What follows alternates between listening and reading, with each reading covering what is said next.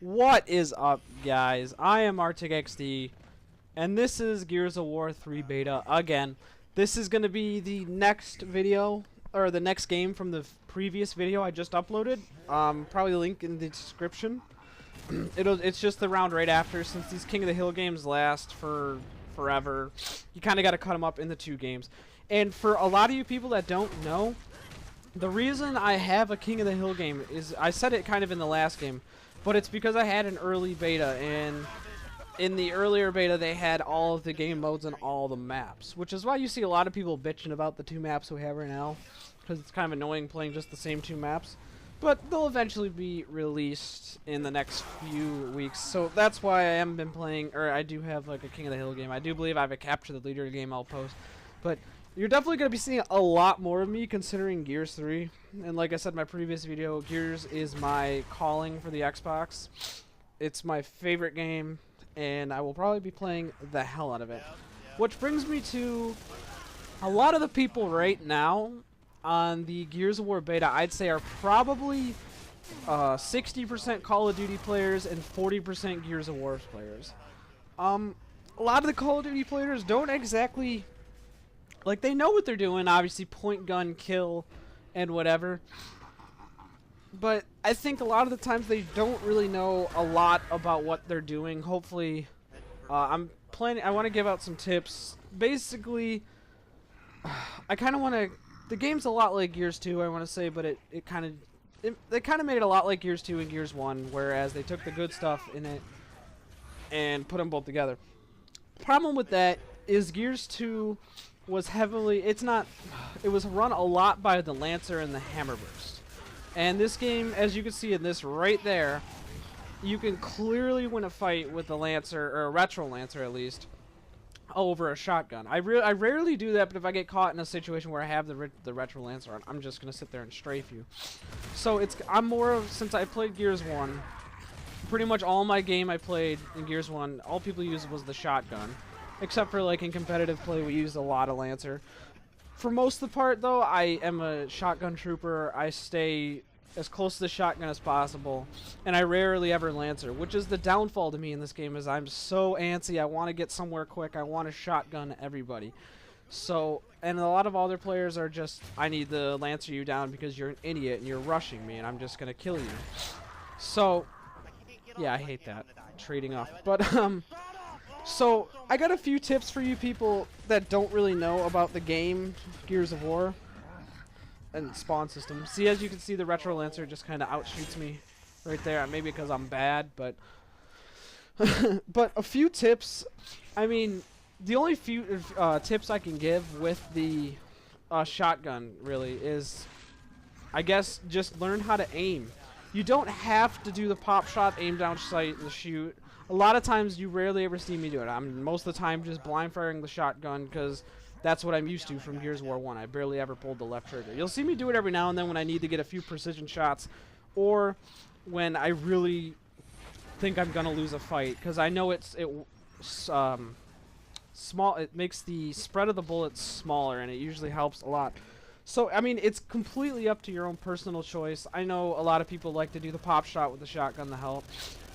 It's completely up to you. But that leads me to, there's pretty much 3 types of shotgunners. There's a wall bouncer, a strafer, and then sometimes there's the hybrid, you'll wall bounce and strafe. Myself, I'm kind of like I definitely do a lot more strafe than I do a lot more wall bouncing.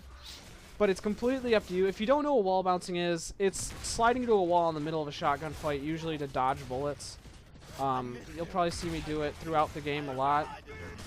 It's just another way that people use. It's been in since Gears 1, and you really got to utilize it. It's probably the most efficient way to dodge bullets, but it's the least effective way to hit people.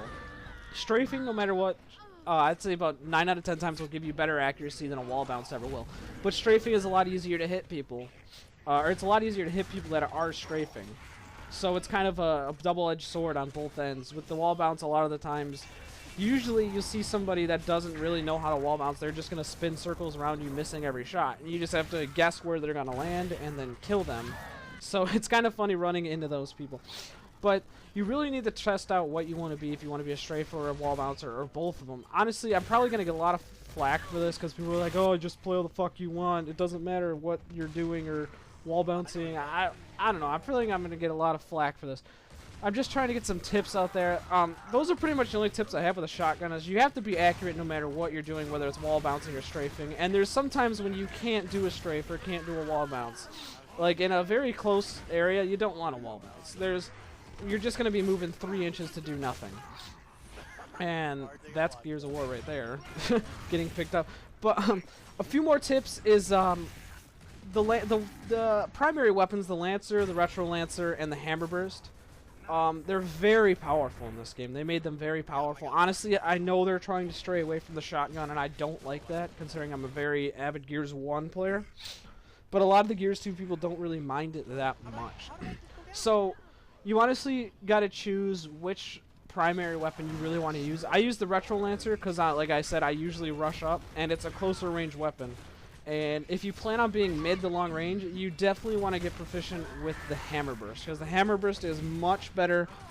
I would, yeah, it's a lot more stronger. A lot more stronger, is that right? A lot stronger than the what's it called? I don't know, I forgot the name. The Lancer. So if you want to be, if you're more of a long-range player, then you definitely want to pull up that Hammerburst because it provides a lot more damage and a lot farther range with a lot more accuracy, especially with the new aim-down sight thing. I used it a few times, and it's very effective. You can get a lot of stuff done with that. And the thing about the Retro Lancer right now is it's really overpowered. I can honestly say it. You've seen, I talked about it earlier, is it can outshoot most shotgun battles. As long as the player, if you get the jump on the player, you'll never lose a Lancer or a Retro Lancer versus shotgun, I'd say. If you're a completely competent player in a video game. That's what I gotta say. A few more tips is, this game is nearly impossible to win without running a squad. I'm constantly running a squad, whether it's with Gold Glove, or loading God mode, or my other friends, Drifters. You've seen them in my previous videos. You can't stress it enough, is you need a squad for this game. A lot of people, I mean, you can win some games without a squad. Maybe you'll run into good people. But I would say maybe 9 out of 10 times you're going to lose a game because you don't have a squad. And because teamwork is... It's not like Call of Duty. There's no lone wolfing and winning the game for yourself. It's nearly impossible to win a Gears of War game by yourself. I've seen people do it, of course, but I don't want to make people think that it's just like Call of Duty where you can sit in a corner and just snipe everybody out and kill everybody, kill the whole team. It's not going to happen like that 9 out of 10 times. So get at least a 3-person squad with you so that you can at least stay with them. A lot of people are not going to like this, but it's essentially... This game can be a very campy game or a very offensive game, and it's all dependent on your playstyle. Most of the time, me and my squad, I mean, I wouldn't call it camping, more so grabbing a position and holding it. Of course, you can't do this in King of the Hill because it's constantly moving, but since we're playing Team Deathmatch lately, it kind of, yeah, gives you one option. Usually it's usually not like that in any other game mode. Like, for all you people who don't know, there's a game mode, Execution in Warzone, that they did not add for this. It's essentially just last man standing. Both of them are. And they really need to add that, because that is what made Gears of War. Sadly, they don't have it, so we're stuck with Team Deathmatch, which I am not fond of. But Team Deathmatch usually plays like every other, like any shooter in the world, basically. It's the better team setup is going to win, so... If we grab the high ground and hold it, they're going to lose, I'd say, about 90% of the 9 out of 10 times. Maybe I should just keep saying that. So, game's about to end, guys. Gave you some tips. Remember, learn your shotgun, learn your primary weapon, and learn your team. Got to make sure you're running with the team or you're probably going to lose. So, hopefully these tips helped you guys. Wow, I can't speak. I know this game was a little more serious than they usually are. But thanks for watching, guys. Please subscribe.